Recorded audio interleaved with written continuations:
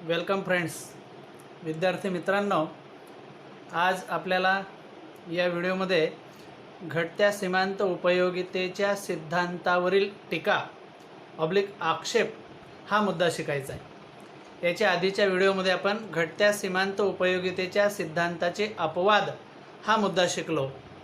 मित्रांनो, अपवाद वेगळे आणि आक्षेप टीका वेगळे आहेत, यांचे पॉईंट्स वेगळे वेगळे आहेत।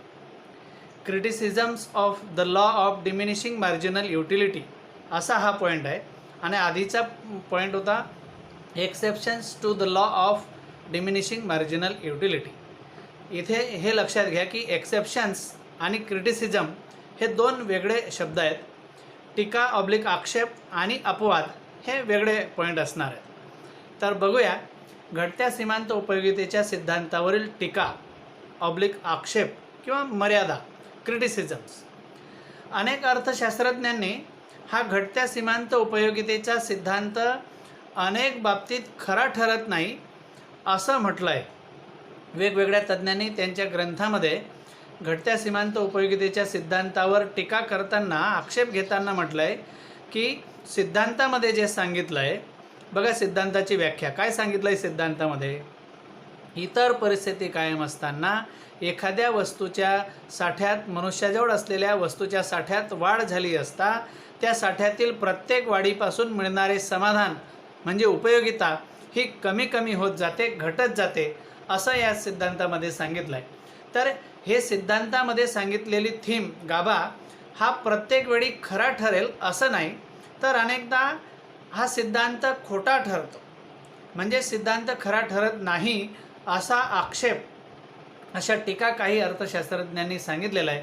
तर अनेक अर्थतज्ज्ञांनी या सिद्धांतावर जे आक्षेप घेतले आहेत ते कोणते आक्षेप घेतले आहेत, कोणत्या टीका सांगितल्या आहेत त्यांनी, तर ते आपण बघूया। सिद्धांतावरील टीका। अनेकदा प्रश्न येतो की घटत्या सीमांत उपयोगिता सिद्धांताचे टीकात्मक परीक्षण करा, असा प्रश्न येतो। त्यावेळी मग टीकात्मक परीक्षण याचा अर्थ त्या टीका आणि त्या टीकांवरचं उत्तर, काही तज्ज्ञांनी घेतलेले आक्षेप आणि आपण म्हणजे डॉक्टर अल्फ्रेड मार्शल यांनी त्यांचं केलेलं सिद्धांताचं केलेलं समर्थन, याला टीकात्मक परीक्षण असं म्हणतात। मग बघूया टीकात्मक परीक्षण। सिद्धांतावरील टीकांमध्ये पहिला मुद्दा येतो, पहिला पॉईंट येतो अवास्तव गृहीतके। बघा विद्यार्थी मित्रांनो, घटत्या सीमांत उपयोगितेचा हा जो सिद्धांत मांडला गेला आहे, या सिद्धांताच्या व्याख्येच्या ओळीमध्ये पहिलीच ओळ आहे, इतर परिस्थिती कायम असताना, other thing remaining the same. मग याचा अर्थ काय, तर हा सिद्धांत अनेक गृहीतांवर आधारलेला आहे। मग सिद्धांताची गृहीते कोणती आहेत, तर आपण शिकलोय सिद्धांताची गृहीते। एकजिन्सीपणा, वस्तूचा एकजिन्सीपणा असला पाहिजे, सर्व वस्तू तंतोतंत सारख्या असल्या पाहिजेत, उपभोगासाठी घेतल्या जाणाऱ्या वस्तूमध्ये सातत्य असलं पाहिजे, सातत्याने उपभोग घेतला गेला पाहिजे, त्यानंतर स्थिरता असली पाहिजे, त्यामध्ये त्याच्या उत्पन्नाची स्थिरता असली पाहिजे, आवडनिवड स्थिर असली पाहिजे, असं आपण म्हटलं होतं। त्यानंतर उपभोक्ता विवेकशील आहे, तो विवेकी आहे, विवेकी वागतो, अशी गृहीता आपण घेतली होती।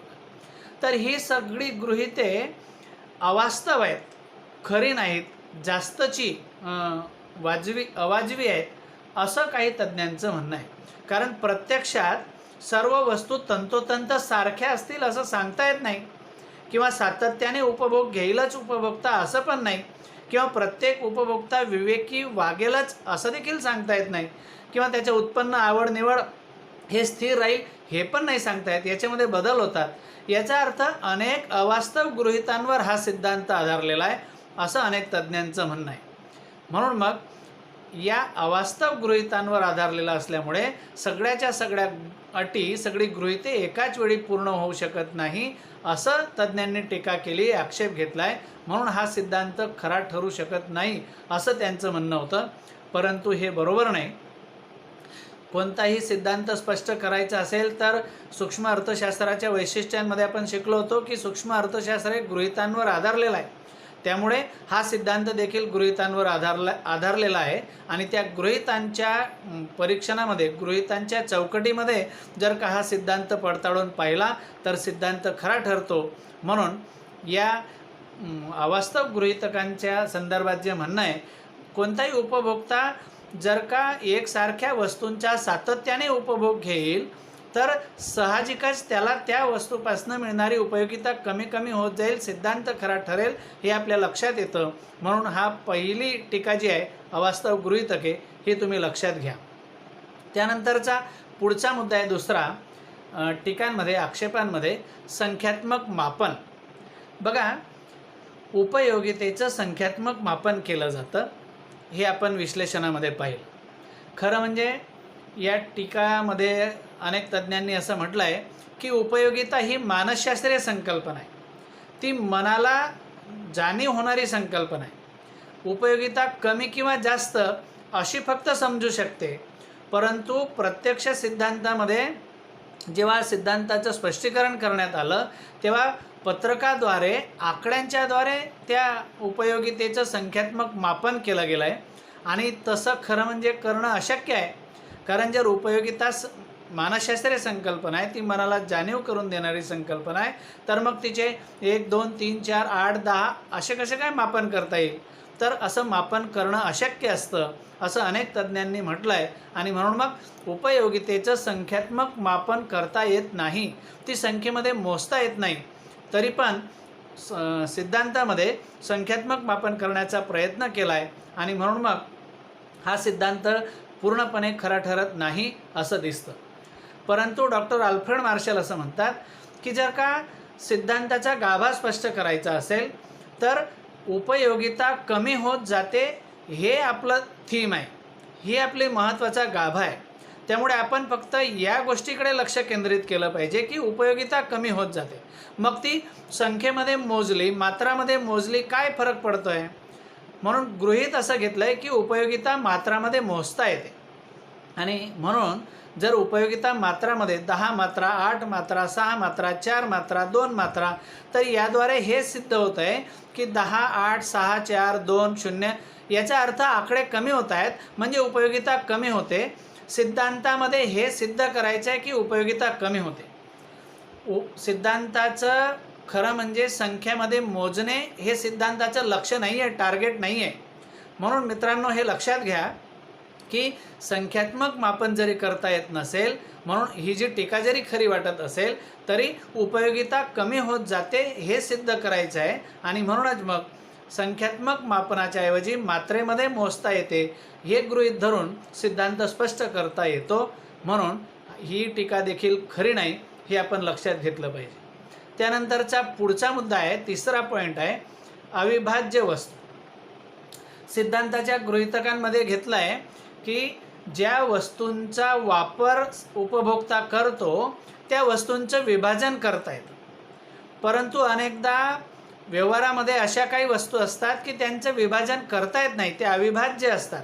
मग अशा अविभाज्य वस्तूंच्या संदर्भात हा सिद्धांत खरा ठरत नाही असा आक्षेप, अशी टीका काही अर्थशास्त्रज्ञांनी केली आहे. उदाहरणार्थ मोटर गाडी, रेफ्रिजरेटर म्हणजे फ्रीज, दूरदर्शन संच म्हणजे TV, अशा अविभाज्य वस्तूंच्या संदर्भात किंवा अवजड वस्तूंच्या संदर्भात हा सिद्धांत लागू पडत नाही. कारण या वस्तूंची खरेदी जेव्हा होते तेव्हा ती एकदाच केली जाते, पुन्हा पुन्हा होत नाही. मग या वस्तूंचं विभाजनसुद्धा होत नाही, त्यांचे तुकडे पण करता येत नाही. म्हणून या सर्व अविभाज्य वस्तूंच्या संदर्भात हा घटत्या सीमांत उपयोगितेचा सिद्धांत खरा ठरत नाही. आणि म्हणून मग उपयोगितेची तुलना करता येत नाही या वस्तूंच्या संदर्भात की ती कमी कमी कशी होत जाणार. कारण ही वस्तू एकदाच घेतली की पुन्हा पुन्हा ती वस्तू घेतली जाणार नाही, म्हणून मग उपयोगिता कशी कमी होणार, त्याची तुलना करता येणार नाही, अशी टीका या सिद्धांताच्या संदर्भात घेतली जाते, सांगितली जाते. परंतु हे सुद्धा खरे नाही मित्रांनो. कारण या जरी वस्तू अविभाज्य असल्या, त्यांचे विभाजन करता येत नसले तरी या वस्तूंचा वापर मात्र पुन्हा पुन्हा होतो. जरी वस्तू एकदाच घेतली, उदाहरणार्थ टेलिव्हिजन किंवा एखादी गाडी जरी आपण एकदा घेतली तरी ती गाडी किंवा ती टेलिव्हिजन सेट आपण पुन्हा पुन्हा वापरतो, पुन्हा पुन्हा त्याचा वापर करतो. आणि जर का सातत्याने एकजिन्सीपणे त्या वस्तूंचा, घेतलेल्या वस्तूचा वापर आपण केला तर सातत्याने किती करणार? कुठे ना कुठे आपल्याला आता नको, आता थांबूया, नंतर बघू असं म्हणण्याची वेळ येते. याचा अर्थ सिद्धांत खरा ठरतो आणि टीका खोटी ठरते. म्हणून लक्षात घ्या की जरी अविभाज्य वस्तूंच्या संदर्भात टीका खरी वाटत असली तरी ती खरी नाही, कारण गृहीतांच्या चौकटीमध्ये जर का सिद्धांत बसवला तर सिद्धांत खरा ठरतो आणि म्हणून मग अविभाज्य वस्तूंची टीका देखील खरी नाही, सिद्धांत खरा आहे. सातत्याने एकजिन्सी वस्तूंचा उपभोग घेतल्यास त्या वस्तूपासून मिळणारी उपयोगिता कमी कमी होत जाते आणि म्हणून मग हा तिसरा मुद्दा देखील खोटा ठरतो. त्यानंतरचा चौथा पॉईंट आहे मित्रांनो, पैशाची स्थिर सीमांत उपयोगिता. बघा, याच्या आधी सिद्धांताच्या गृहीतांमध्ये असं एक गृहीत घेतलं होतं की पैशाची सीमांत उपयोगिता स्थिर असते, परंतु पैशाची सीमांत उपयोगिता स्थिर राहू शकत नाही. प्रत्येक एककाची सीमांत उपयोगिता स्थिर असते असं जे आपण गृहीत धरलं आहे तर ते शक्य नाही, कारण टीकाकारांच्या मते पैशाची सीमांत उपयोगिता ही व्यक्तिनुसार बदलत जाते. बरोबर आहे, व्यक्तिनुसार पैशाची उपयोगिता बदलते. हे जरी खरं असलं तरी वस्तूच्या किमतीमधील बदल, पैशाचा साठा याच्यामुळे पैशाची सीमांत उपयोगिता प्रभावित होते. हे जरी खरं असलं तरी ही टीका मात्र खरी नाही, हे लक्षात घ्या. पैशाची सीमांत उपयोगिता स्थिर असते हे आपण गृहीत धरलं आहे आणि त्या गृहीताच्या आधारावर आपण सिद्धांत खरा ठरवणार आहे. डॉक्टर अल्फ्रेड मार्शल यांनी सिद्धांताच्या गृहीतामध्ये पैशाच्या एका एककाची सीमांत उपयोगिता स्थिर असते असं गृहीत धरलं आहे आणि मग एका एककाचा वापर एका वस्तूसाठी करत असताना त्या वस्तूची किंमत आणि त्या वस्तूपासून मिळणारी उपयोगिता याची तुलना उपभोक्ता करतो आणि म्हणून मग त्या पैशापासून मिळणारी सीमांत उपयोगिता स्थिर असते, एका एककाची सीमांत उपयोगिता स्थिर असते असं गृहीत धरलं आहे आणि म्हणून सीमांत उपयोगिता घटत जाते, वस्तूपासून मिळणारी सीमांत उपयोगिता घटत जाते हे म्हणणं सिद्ध होतं. या अर्थाने घटत्या सीमांत उपयोगितेचा सिद्धांत खरा ठरतो. त्यानंतरचं पाचवा आक्षेप आहे एकच गरज. बघा, सिद्धांताच्या गृहीतामध्ये देखील हा मुद्दा घेतला होता. एकच वस्तूचा उपभोग, एकदाच उपभोग घेणं किंवा एकच गरज हा मुद्दा घेतला आहे. तर हा सिद्धांत घटत्या सीमांत उपयोगितेचा सिद्धांत विशिष्ट वेळी एकच गरज पूर्ण करून मिळणाऱ्या समाधानापुरता मर्यादित आहे अशी टीका अनेक तज्ज्ञांकडून केली जाते. वास्तविक व्यक्ती एकाच वेळी अनेक गरजा पूर्ण करून समाधान मिळवते आणि मग एकच गरज किंवा एकाच गरजेच्या संदर्भात हा सिद्धांत विश्लेषण करणार आहे अशी टीका अनेक तज्ज्ञांकडून केली जाते.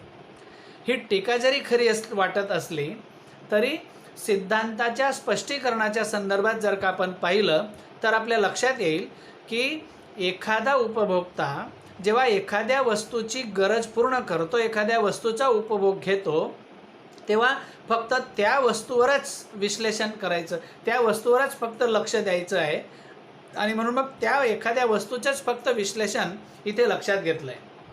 म्हणून जर का उपभोक्त्याला एखादी वस्तू सातत्याने एकजिन्सी वस्तूंचे नग, एकापेक्षा जास्त नग उपभोगायला दिले तर त्या प्रत्येक नगापासून मिळणारी उपयोगिता कमी कमी होत जाते. हे स्पष्ट करणं हा हेतू सिद्धांताचा आहे. जरी व्यक्तीच्या गरजा अनेक असल्या, अनेक वस्तू व्यक्ती वापरत असला तरी इथे या सिद्धांतामध्ये जे टार्गेट आहे, जे लक्ष्य आहे ते एक वस्तू सातत्याने उपभोगली असता, अशी प्रत्येक वस्तू सातत्याने उपभोगली असता त्या वस्तूपासून मिळणारी सीमांत उपयोगिता ही कमी कमी होत जाते. हे स्पष्ट करणं या सिद्धांताचं ध्येय आहे, लक्ष्य आहे आणि म्हणून मग ही टीकासुद्धा खरी नाही. कोणत्याही वस्तूचा जर का सातत्याने उपभोग घेतला, एकजिन्सी अनेक नगांचा उपभोग सातत्याने घेतला तर त्या वस्तूपासून मिळणारी उपयोगितासुद्धा कमी होत जाते आणि साहजिकच सिद्धांत खरा ठरतो. म्हणून लक्षात घ्या की हे सगळे मुद्दे, टीका दर्शविणारे मुद्दे खोटे वाटतात आणि सिद्धांताच्या गृहीतांच्या चौकटीमध्ये जर का सिद्धांताचा अभ्यास केला तर हा घटत्या सीमांत उपयोगितेचा सिद्धांत नेहमी खरा ठरतो असं दिसतं. म्हणून या सिद्धांतावर घेतलेले आक्षेप किंवा टीका खरे नाहीत असं आपल्याला लक्षात येतं. अशा प्रकारे या घटत्या सीमांत उपयोगितेच्या सिद्धांताचे टीकात्मक परीक्षण आपल्याला करता येईल. मित्रांनो, यानंतरचा पॉईंट आपल्याला शिकायचा आहे याच व्हिडिओमध्ये, तो म्हणजे घटत्या सीमांत उपयोगितेच्या सिद्धांताचे महत्त्व. विद्यार्थी मित्रांनो, मी आधी देखील हा सिद्धांत जेव्हा तुम्हाला शिकवला तेव्हा सांगितलं होतं की अर्थशास्त्रातील अत्यंत महत्त्वाचा असा हा सिद्धांत आहे, घटत्या सीमांत उपयोगितेचा सिद्धांत. हा सिद्धांत अनेक संकल्पनांचा, अनेक मुद्द्यांच्या विश्लेषणाचा बेस आहे आणि म्हणून मग हा सिद्धांत प्रत्यक्ष व्यवहारात देखील खूप महत्त्वाचा ठरतो.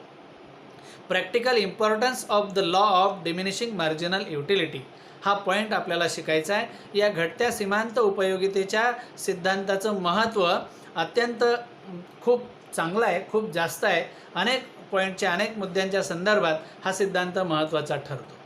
आता जे पॉईंट आपण टीका किंवा आक्षेपचे शिकलो, म्हणून घटत्या सीमांत उपयोगितेच्या सिद्धांतावर जरी टीका होत असली, जरी आक्षेप घेतले जात असले, तरी हा सिद्धांत सार्वत्रिक वापराच्या दृष्टीने अत्यंत महत्त्वाचा आहे आणि अर्थशास्त्रीय संकल्पना स्पष्ट करण्याच्या दृष्टीने हा सिद्धांत अत्यंत महत्त्वाचा आहे. म्हणून या घटत्या सीमांत उपयोगिता सिद्धांताचं महत्त्व आता आपण इथे पाहूया. याचे जे पॉईंट आहेत ते बघूया. त्या पॉईंटनुसार तुमच्या लक्षात येईल की हा सिद्धांत कसा महत्त्वाचा आहे. पहिला पॉईंट बघा, लक्षात घ्या, उपभोक्त्यांसाठी उपयुक्त. घटत्या सीमांत उपयोगितेचा हा सिद्धांत उपभोक्त्यांसाठी अत्यंत महत्त्वाचा आहे. कारण प्रत्येक उपभोक्ता आपल्याकडे असलेले पैसे खर्च करताना त्या पैशाचा खर्च आणि त्या पैशापासून मिळणारी उपयोगिता याची तुलना करतो. म्हणून मग कोणत्या वस्तूची उपयोगिता जास्त आहे आणि ती उपयोगिता कशी कमी होत जाते याचं स्वतः तो उपभोक्ता विश्लेषण करू शकतो. आणि म्हणून मग आपल्याकडे असणारा कमी पैसा, बघा, गरजा भागवणारी साधने मर्यादित असतात अशी चर्चा आपण आधी केली आहे. मग या गरजा भागवणारी साधने म्हणजे पैसा, या मर्यादित पैशाच्या साह्याने जास्तीत जास्त उपयोगिता जर का प्राप्त करायची असेल तर आपल्याला कोणत्या वस्तूमध्ये जास्तची उपयोगिता मिळते आणि वेगवेगळ्या वस्तूंमध्ये वेगवेगळी उपयोगिता असते हे या घटत्या सीमांत उपयोगिता सिद्धांतामुळे स्पष्ट होतं, कळतं. म्हणून प्रत्येक उपभोक्त्याला हा घटत्या सीमांत उपयोगितेचा सिद्धांत अत्यंत महत्त्वाचा ठरतो. म्हणून हा पहिला पॉईंट लक्षात घ्या, हा सिद्धांत उपभोक्त्यांसाठी उपयुक्त आहे. त्यानंतर दुसरा मुद्दा लक्षात घ्या मित्रांनो, हा सिद्धांत सरकारसाठी देखील उपयुक्त आहे. सरकारसाठी उपयुक्त. सरकार काय करतं तर शासनाला वेगवेगळ्या योजनांची आखणी करायची असते. सरकार वेगवेगळ्या सरकारी योजनांची आखणी करतं आणि त्या सरकारी योजनांच्या आखणीसाठी हा घटत्या सीमांत उपयोगितेचा सिद्धांत महत्त्वाचा ठरतो, उपयुक्त ठरतो. उदाहरणार्थ, सरकारला करविषयक धोरणाची आखणी करायची असते, करांचं धोरण. मग कर लागू करताना गरिबांवर जास्त कर लागू करू नयेत, जास्त करांची आकारणी करू नये आणि श्रीमंत वापरत असलेल्या वस्तूंवर जास्त कर लावले तरी चालेल असं जर का धोरण राबवायचं असेल तर सरकारला हा घटत्या सीमांत उपयोगितेचा सिद्धांत उपयुक्त ठरतो. कारण आपण आधीच्या पॉईंटमध्ये शिकलो की श्रीमंताला पैशाची सीमांत उपयोगिता कमी झालेली असते आणि गरिबाची पैशापासून मिळणारी सीमांत उपयोगिता जास्त असते. म्हणून गरीब लोक वापरत असलेल्या वस्तूंवर कमी कर आकारणे आणि श्रीमंत लोक वापरत असलेल्या वस्तूंवर जास्त कर आकारणे असं प्रगतिशील कर धोरण आखताना सरकारला हा सिद्धांत उपयुक्त ठरतो. त्याचप्रमाणे किंमत विषयक धोरणांची आखणी करताना सुद्धा सरकारला हा घटत्या सीमांत उपयोगिता सिद्धांत महत्त्वाचा ठरतो. सर्वसामान्य लोक वापरत असलेल्या वस्तूंच्या किमती कमी असल्या पाहिजेत, त्यांच्यावरचे कर कमी असले म्हणजे त्यांच्या किमती कमी राहतील. आणि श्रीमंत लोक वापरत असलेल्या वस्तूंची किंमत वाढली तरी चालेल, त्यांच्यावरचे टॅक्स वाढले तरी चालेल असं धोरण सरकार राबवतं. त्याचप्रमाणे व्यापारविषयक धोरण देखील त्याची आखणी करताना हा घटत्या सीमांत उपयोगितेचा सिद्धांत महत्त्वाचा ठरतो। अशा प्रकारे सरकारला हा घटत्या सीमांत उपयोगिता सिद्धांत अनेक योजनांची, आर्थिक योजनांची आखणी करताना महत्त्वाचा ठरतो, उपयुक्त ठरतो। त्यानंतरचा तिसरा पॉईंट आहे मित्रांनो, लक्षात घ्या, हा तिसरा पॉईंट तुम्ही लक्षात घ्या, मूल्य विरोधाभास। बघा, आपण 11वीमध्ये देखील मूल्य विरोधाभास हा पॉईंट शिकलो आहे। मूल्य विरोधाभास शिकताना आपण 11वीमध्ये चर्चा केली होती की प्रत्येक वस्तूमध्ये उपयोगिता मूल्य आणि विनिमय मूल्य अशा 2 प्रकारची मूल्ये असतात। मग 11वीमध्ये आपण शिकलो आहे की उपयोगिता मूल्य म्हणजे काय, तर त्या वस्तूचा वापर जेव्हा आपण करतो तर त्या वस्तूचा वापर, उपयोग, त्या उपयोगाच्या संदर्भात असलेलं मूल्य, आणि विनिमय मूल्य याचा अर्थ वस्तूच्या खरेदी विक्रीच्या दृष्टिकोनातनं असणारं मूल्य। मग अनेक वस्तूंमध्ये आपल्याला असं दिसतं की वस्तू उपभोगाच्या दृष्टिकोनातनं महत्त्वाची आहे, उपयोगाच्या दृष्टिकोनातनं महत्त्वाची आहे, म्हणजे उपयोगिता मूल्य जास्त आहे, परंतु त्या वस्तूची खरेदी विक्री होईलच किंवा त्या वस्तूचं खरेदी विक्रीचं मूल्य हे कमी किंवा जास्त असू शकतं, हे आपण पाहिलं होतं। बघा, उदाहरणावरून तुमच्या लक्षात येईल की उपयोगिता मूल्य आणि विनिमय मूल्य हे कमी जास्त असतात। कधी उपयोगिता मूल्य जास्त असते तर विनिमय मूल्य कमी असते, किंवा कधी विनिमय मूल्य जास्त असते तर उपयोगिता मूल्य कमी असते। हे उदाहरणावरून तुमच्या लक्षात येईल। बघा, उदाहरण तुमच्या समोर आहे। आपण पाणी, हवा, सूर्यप्रकाश इत्यादी वस्तूंचा उपभोग घेतो।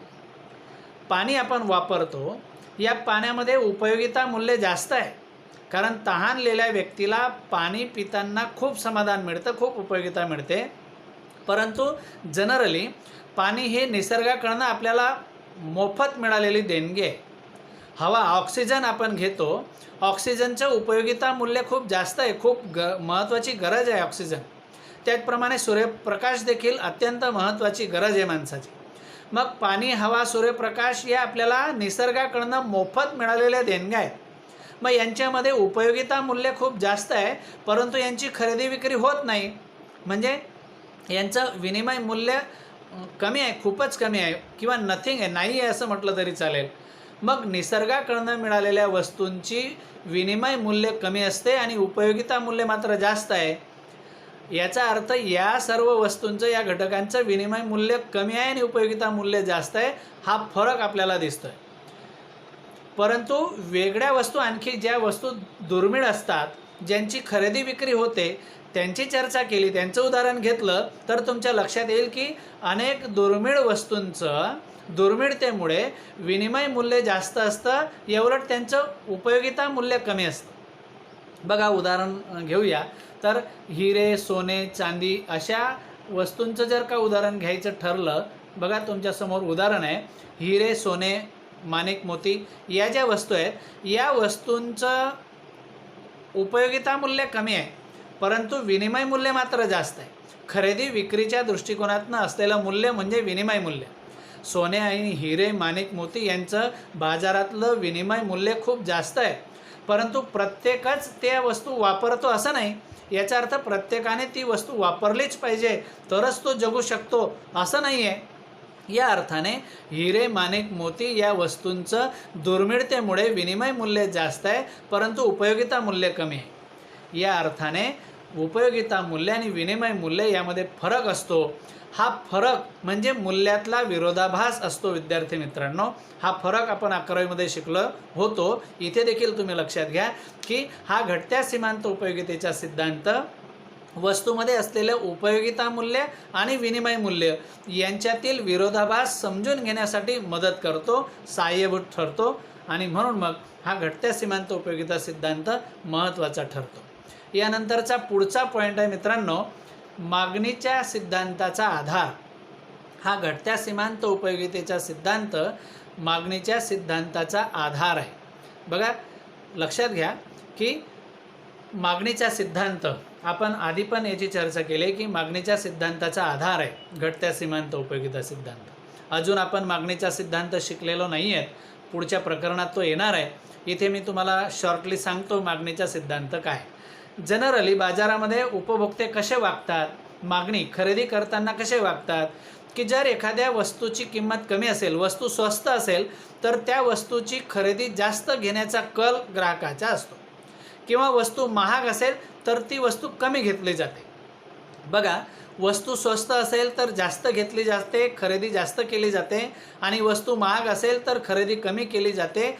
हीच मागणीच्या सिद्धांताची थीम आहे, हाच बेस आहे. सिद्धांत तुम्हाला सांगतो की एखाद्या वस्तूची किंमत वाढल्यास त्या वस्तूची मागणी कमी होते, याउलट वस्तूची किंमत कमी झाल्यास मागणी वाढते. हा मागणीचा सिद्धांत आहे मित्रांनो. पुढच्या प्रकरणात आपण शिकणारच आहोत. या मागणीच्या सिद्धांताचा हा घटत्या सीमांत उपयोगितेचा सिद्धांत आधार आहे, बेस आहे.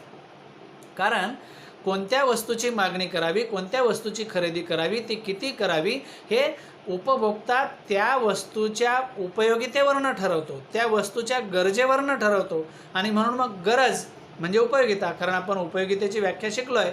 वस्तूमध्ये असलेली मानवाची गरज भागवण्याची शक्ती म्हणजे उपयोगिता. म्हणून ही उपयोगिता मानवाच्या गरजेच्या दृष्टिकोनातनं महत्त्वाची संकल्पना आहे. आणि हा घटत्या सीमांत उपयोगितेचा सिद्धांत हे स्पष्ट करतो की वस्तूमध्ये असलेली उपयोगिता जर का कमी होत असेल तर ग्राहक त्याची खरेदी कमी करणार, याउलट उपयोगिता जास्त असेल तर खरेदी जास्त करणार. म्हणजेच वस्तूची किंमत आणि त्या वस्तूची खरेदी यांच्यामध्ये हा घटत्या सीमांत उपयोगितेचा सिद्धांत महत्त्वाची भूमिका पार पाडतो, बजावतो. म्हणून हा सिद्धांत अनेक दृष्टिकोनातनं महत्त्वाचा ठरतो. विद्यार्थी मित्रांनो, इथे तुम्ही लक्षात घ्या की आपण या घटत्या सीमांत उपयोगितेच्या सिद्धांताचे व्यवहारातले महत्त्व देखील स्पष्ट केलेलं आहे. हा सिद्धांत कशा पद्धतीने महत्त्वाचा आहे हे आपण शिकलेलो आहेत. आणि या पॉईंटमध्ये आपण घटत्या सीमांत उपयोगितेच्या सिद्धांताचे महत्त्व संपवलेलं आहे. अशा प्रकारे घटत्या सीमांत उपयोगितेच्या सिद्धांताचं महत्त्व आपल्याला स्पष्ट करता येईल. अनेकदा प्रश्नपत्रिकेत प्रश्न येतो की घटत्या सीमांत उपयोगिता सिद्धांताचे महत्त्व स्पष्ट करा, तर तुम्हाला उत्तर याचं लिहिता येईल. म्हणून विद्यार्थी मित्रांनो, व्यवस्थित हा व्हिडिओ पहा आणि समजून घ्या.